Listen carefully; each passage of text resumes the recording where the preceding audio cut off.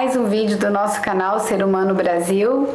Hoje eu quero compartilhar com vocês 10 coisas que existem na Igreja Adventista do Sétimo Dia e que são diferentes das demais denominações ou não existem nas igrejas pentecostais e neopentecostais, as quais conheço.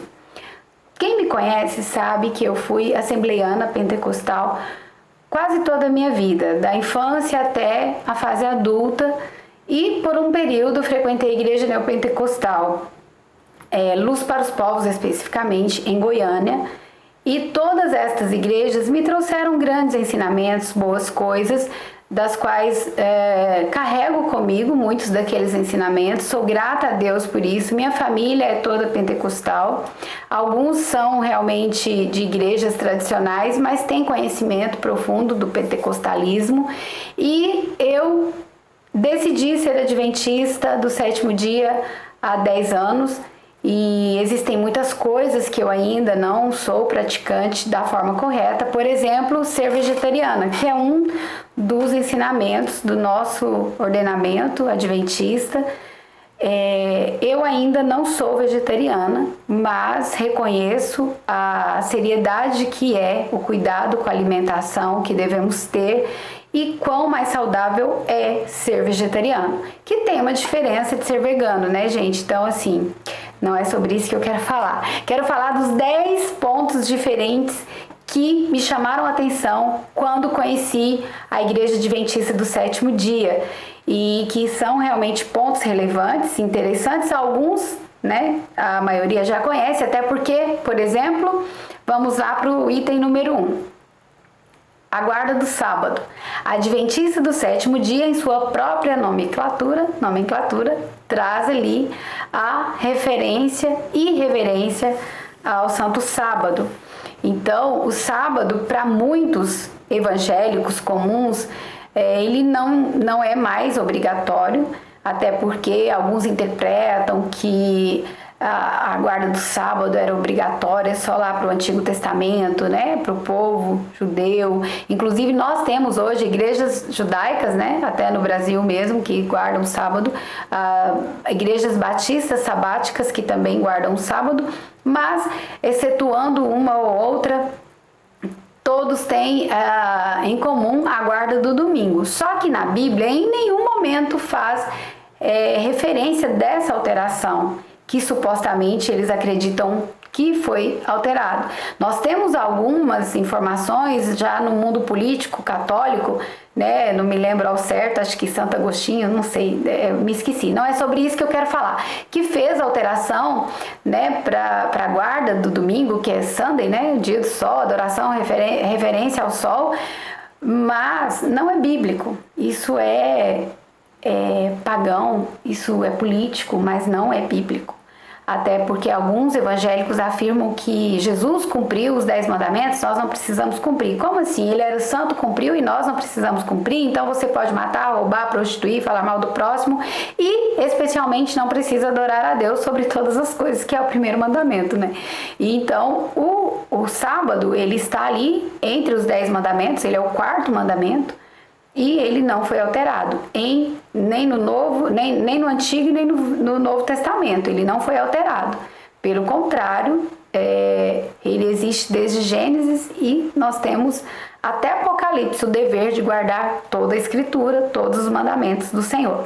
Então esse é o número 1, que faz ali uma diferença muito grande, um impacto inclusive até legal, né? Que hoje existem diversas normativas e legislações específicas sobre, né, o respeito, né, aos dias sagrados, principalmente o que afetava muito, né, os guardadores dos sábados em relação a concurso, vestibular, a prova do Enem, enfim, tudo isso, né, graças a Deus foi alterado e agora é lei, né? Você pode sim guardar tranquilamente aí o seu dia santo, o seu dia sagrado. E uma coisa que eu gosto de fazer comparação é que todos nós temos um dia do aniversário, dia de comemoração de inauguração de uma loja, de um município, de uma cidade, de uma empresa. Então, pessoas e coisas têm o seu dia sagrado, o seu dia não necessariamente sagrado, mas seu dia em homenagem a si. E o próprio Deus não poderia ter? Ele criou o sábado, ele descansou no sábado, ele não precisaria descansar, certamente não, mas ele optou por nos dar esse ensinamento. Ali em Gênesis, quando fala que o mundo foi criado em 6 dias, no 7º nosso Deus descansou, ele não precisaria descansar, certamente, mas ele quis fazer para nos dar exemplo. E cientificamente comprovado também que o ser humano precisa realmente de um dia de repouso. Então, por que não repousar no Santo Sábado? Por que não reverenciar o Deus Criador no Santo Sábado? Você pode fazer inúmeras coisas, mas, sobretudo, retirar ali um tempo de qualidade em adoração a Deus. Esse é o sábado do Senhor, que nós temos realmente que respeitar. Número 2. Pastores são teólogos de formação. Todos os pastores adventistas, por mais que eles possam ter outras formações, eles só podem realmente ser pastor, só podem ser pastores se de fato tiverem ali a faculdade de teologia e aquele tempo necessário de experiência para ser chamado ao campo, para ser chamado para ser líder. E pastor adventista também, ele embora tenha outras formações, ele só pode exercer enquanto pastor a sua profissão, o seu cargo de pastor. Como eu disse, embora tenha outras formações, obrigatoriamente tem que ser teólogo para que sejam convocados, nomeados líderes religiosos, pastores. Número 3, que eu anotei aqui, pastores não são detentores de dízimos e ofertas. Quantas pessoas conhecem pastores, que são milionários aí, que eles têm todo o poder dos dízimos e ofertas? Na igreja adventista você pode até encontrar algum pastor milionário, mas não com o salário de igreja. Talvez por herança, talvez porque já era realmente rico, mas em regra são pastores que recebem seu salário fixo, assinado em carteira, mais os benefícios de ajuda de custo, como o petróleo, aluguel, essa ajuda de custo mesmo, acho que 80% dessas despesas, mas ele tem apenas um salário fixo e, diga-se de passagem, é um salário que dá para sobreviver com qualidade de vida, mas não é um salário que dê para ficar rico. Parece-me que hoje o salário, em 2021, o salário de um pastor adventista tem uma média de R$5.000. Então, se entrar R$100 de dízimo e oferta, o salário dele permanece R$5.000. Mas se entrar 10 milhões de dízimos e ofertas, seu salário permanece R$5.000. R$5.000 eu estou falando em média, mas é mais ou menos isso aí neste ano de 2021. Então, dízimos e ofertas são direcionados para a obra missionária, escolas, hospitais, etc., mas não vai para o bolso do pastor. Número 4. Pastores não são donos de igrejas. Quem não conhece, aqueles pastores pentecostais que criam igrejas monumentais, ou não pentecostais, nós temos em inúmeras igrejas, denominações que os pastores são os donos das igrejas. Eles ajudam ali a administrar, a construir, e eles ficam lá enquanto eles quiserem. Eles são os líderes maiores e ninguém pode tirá-los. Vou dar um exemplo em Goiânia, aquele pastor que faleceu da igreja Ministério Fama, Assembleia de Deus. Ele construiu uma igreja muito linda ali no setor Fama, uma igreja monumental. Ele construiu, ele era o dono da igreja, não o dono assim que ele podia vender e pegar o dinheiro, não. Certamente não, mas ele era o dono, ele jamais alguém poderia transferi-lo dali, ele era o líder, ele era o criador ali daquele ministério, então ninguém poderia retirá-lo. Outro exemplo que nós temos para quem é assembleano, para quem já foi assembleano, é o pastor do Ministério Madureira, no Rio de Janeiro, Manuel Ferreira. Se não me falha a memória, tem muito tempo que eu não sou mais assembleana, mas assim, ele acho que ele faleceu, ou ele jubilou, não sei ao certo, ninguém poderia transferi-lo dali, E seus filhos, eu acho que são os novos pastores, líderes, enfim. É uma, é uma questão de ordem deles, não sei como é que se diria, mas na igreja adventista do sétimo dia não, você é pastor, mas você, embora seja líder de uma grande igreja, você pode ser transferido sim antes de você ser jubilado, eles não são donos de igreja, eles podem ser transferidos a qualquer tempo, embora ele tenha ali ajudado a administrar, a construir, seja um líder realmente de uma grande igreja, de capital ou interior, ele pode ser transferido a qualquer tempo, de acordo com a administração da igreja. Então, os pastores adventistas não são donos das igrejas as quais eles lideram, né? Número 5, pastores adúlteros perdem para sempre o cargo de pastores. É uma coisa interessante porque hoje está muito comum nas igrejas em geral, pastores que trocam de esposa, traem, né, têm amantes e escândalos e permanecem sendo pastores, né? Problema de quem quer segui-los. Mas a Igreja Adventista do Sétimo Dia, embora seja uma igreja também formada por seres humanos cheios de pecados, eles têm certas regras que eu concordo, acho interessante.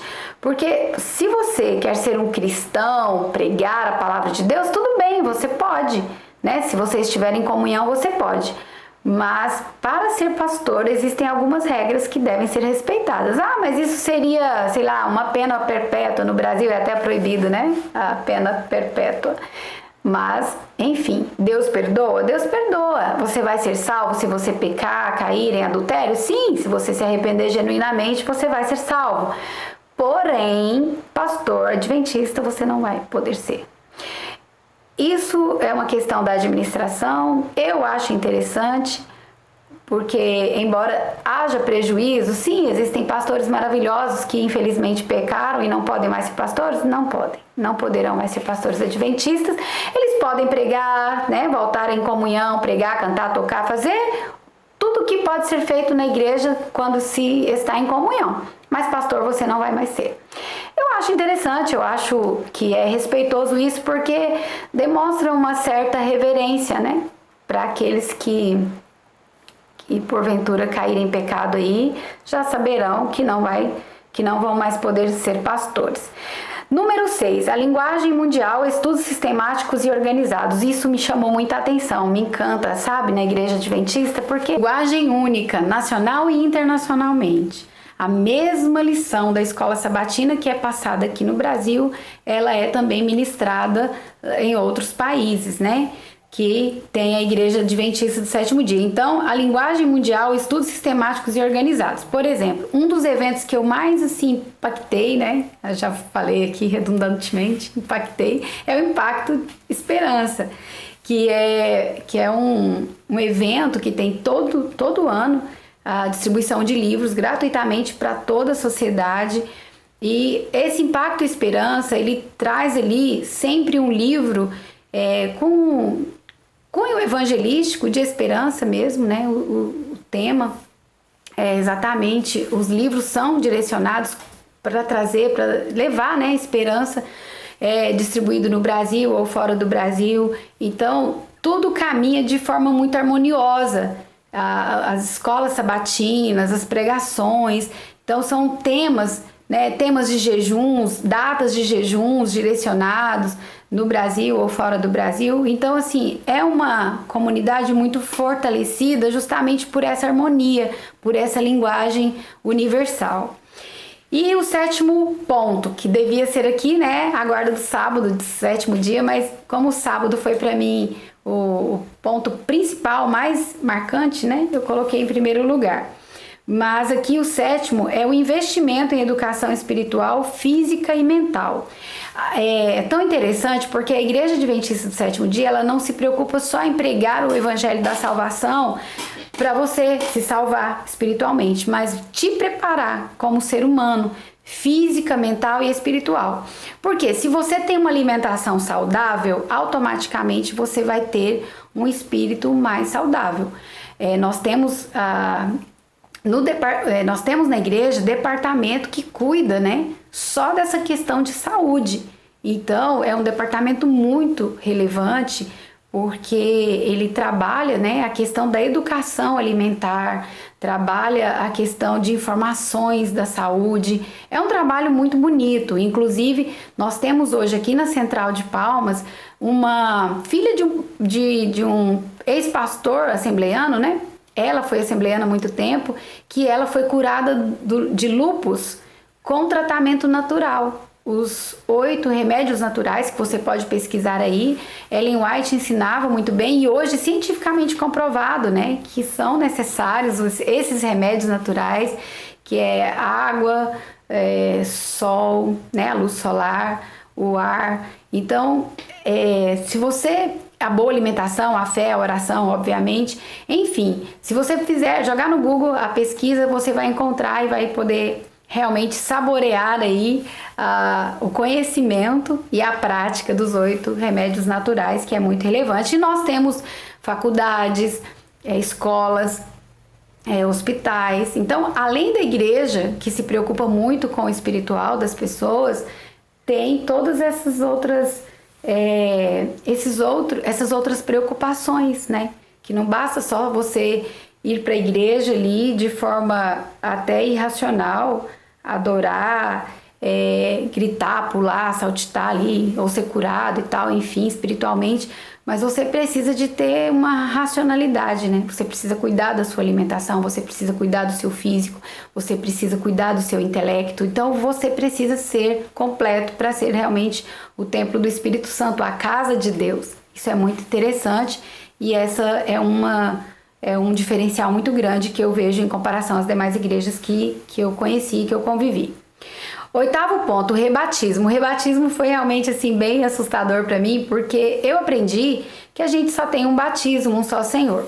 Embora realmente seja só um batismo em Deus, você tem a oportunidade de se rebatizar. Você tem a oportunidade de se rebatizar quantas vezes for necessário. Se o seu pecado foi público, por que o seu ato de profissão de fé não será? Então, o batismo ele é, na verdade, uma profissão de fé pública. Então, é até aliviador, assim, você saber que pode repactuar, né? Fazer um novo pacto, uma nova aliança com Cristo. E o batismo é um desses sinais. É muito relevante estudar sobre isso também, muito importante. Foi um pouquinho, assim, difícil para eu aceitar, mas eu compreendi exatamente o que era. Se você já teve o batismo de imersão nas águas e não quiser rebatizar quando você for para a igreja adventista, você pode sim ser recebido como membro, mas o rebatismo é muito interessante. Quando você estuda, você quer realmente rebatizar, fazer ali um novo pacto público, né, por meio das águas ali, do simbolismo do batismo. Número 9. Não pregam a existência de um inferno físico, mas sim um inferno espiritual. Isso realmente foi assustador, mas eu não tive argumentos contrários, né?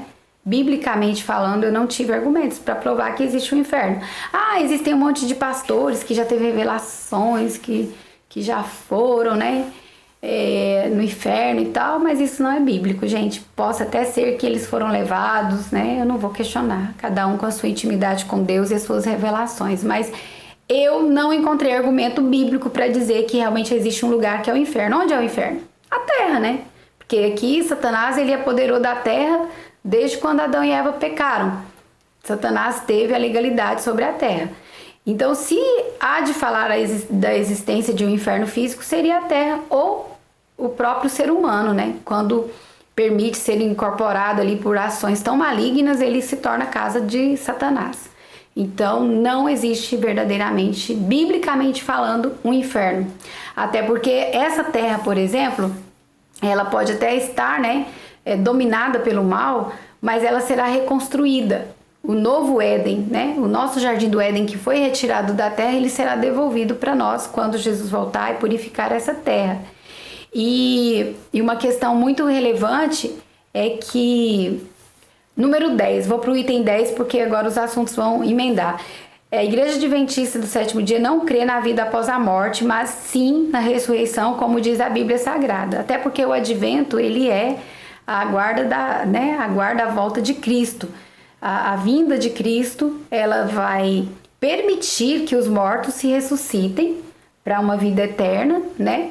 Mas não existe vida após a morte enquanto Jesus não voltar. Por exemplo, se você morrer hoje, você não vai nem para o céu nem para o inferno. Você vai para o pó, como a Bíblia diz, que o espírito volta para Deus e o corpo volta para o pó, que nós, né, biblicamente falando, fomos formados pelo pó da terra. Então, quando você morre, Gente, não existe essa questão, você vai pro purgatório, você vai pro céu, você vai pro inferno. Não, o espírito volta para Deus. O espírito é o quê? O fôlego de vida. O ar que eu respiro é a presença de Deus. E esse espírito, ele vai ser retirado, esse fôlego de vida é retirado, simplesmente isso. E você vai morrer, se você morrer, você vai para a terra e acabou. A Bíblia fala, inclusive, que não há memória entre as pessoas que morreram, né? Então, se não há memória, você imagina se houvesse, né?